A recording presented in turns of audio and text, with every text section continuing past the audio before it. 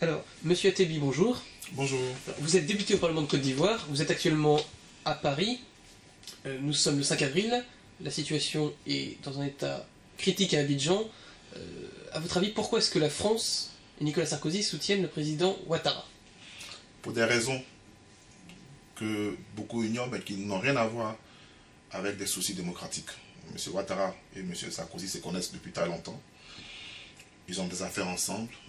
Ils sont certainement amis depuis très longtemps. Il faut se rappeler que c'est M. Sarkozy qui a célébré le mariage de Ouattara avec sa toute dernière épouse. Ce sont de vieux amis qui se connaissent très bien. Et je pense que le tort de la Côte d'Ivoire, le crime qu'a commis la Côte d'Ivoire, c'est que ces deux personnes se retrouvent à ce moment de l'histoire-là à ces positions différentes pour chacune d'entre elles. Et cela se passe un peu sur le dos du peuple ivoirien avec les massacres qu'on connaît. Et alors, qu'en est-il justement de l'intervention de la France en Côte d'Ivoire? Est-ce que la France a tiré? Est-ce que la France a tiré sur les civils ou uniquement sur des militaires? La France a massacré des civils ivoiriens et des militaires au mépris de toutes les règles, même les plus élémentaires du droit international. C'est complètement incroyable en ce début du XXIe siècle qu'une puissance comme la France, qu'un pays pour lequel on a du respect, un pays dont nous parlons la langue, un pays dans lequel beaucoup d'entre nous ont étudié, un pays qui a formé justement l'armée ivoirienne, un pays qui est lié par des accords de coopération militaire avec la France qui n'ont jamais été dénoncés, que ce pays-là n'arrive aujourd'hui sur le simple motif des relations particulières entre M. Nicolas Sarkozy et M. Ouattara, sur la base de ces simples rapports particuliers-là, que M. Nicolas Sarkozy décide du massacre d'autant d'Ivoiriens.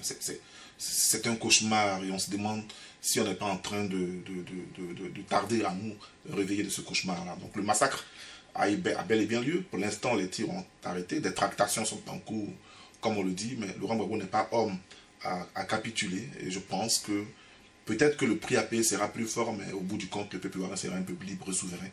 Et seules les institutions de la République de Côte d'Ivoire régiront la vie politique et la vie institutionnelle dans la Côte d'Ivoire, comme cela se passe dans tous les pays du monde qui se considèrent comme des démocraties. Mais alors, on dit justement, et la France a reconnu, ainsi que la communauté internationale, le président Ouattara comme vainqueur des élections.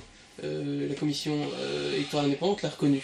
Comment trouvez-vous, quel commentaire pouvez-vous faire de ce que, avant même que le président de la commission électorale indépendante, M. Youssou Bakayoko, donne ces fameux résultats qui n'en sont pas, que M. Nicolas Sarkozy prenne sa plume et écrive directement lui-même, sans passer par le président de la République de Côte d'Ivoire, sans passer par les autres institutions, écrive directement au président d'une commission électorale d'un pays indépendant. Au nom de quoi cela est possible? À partir de cet instant-là, quel crédit pouvez-vous accorder aux déclarations de M. Nicolas Sarkozy et de M. Bakayoko? Au surplus, M. Bakayoko a prétendu donner des résultats seul au quartier général de M. Ouattara, tout seul à l'hôtel du Golfe, en l'absence de tout autre membre de la CEI, y compris de ceux qui ne sont même pas du parti de Laurent Gbagbo, en l'absence de toute presse nationale, seulement avec France 24 et puis une ou deux autres chaînes de télévision françaises. Ce ne sont pas des résultats. Ce ne sont pas des résultats parce que ce n'est pas la procédure prévue pour ces résultats et ces résultats ils sont inexistants en droit. Et jusqu'à ce jour, on considère que la commission électorale n'a pas pu, pour des raisons certainement de fonctionnement interne, n'a pas pu donner de résultats et peut pas avoir des conséquences. Dans de telles circonstances, seul le Conseil constitutionnel examine l'ensemble des faits qui sont portés à sa connaissance, auxquels elle a elle-même pu connaître, et décide, sur la base donc de l'examen de toutes les pièces dont elle peut avoir possession, décide du verdict de l'élection. Et c'est ce qui s'est passé. Et c'est ainsi que le Conseil constitutionnel a déclaré M. Laurent Gbagbo vainqueur. Cela ne plaît pas à la France qui a réussi à instrumentaliser la communauté internationale. Il ne faut quand même pas oublier. Moi, je vous parle de ce courrier. Demandez à la France, demandez à M. Sarkozy. Ce courrier a été apporté au président Seuil par l'ambassadeur de France en Côte d'Ivoire. Il n'a jamais contesté. Mais dès cet instant-là, vous savez très bien que le choix de M. Sarkozy était fait.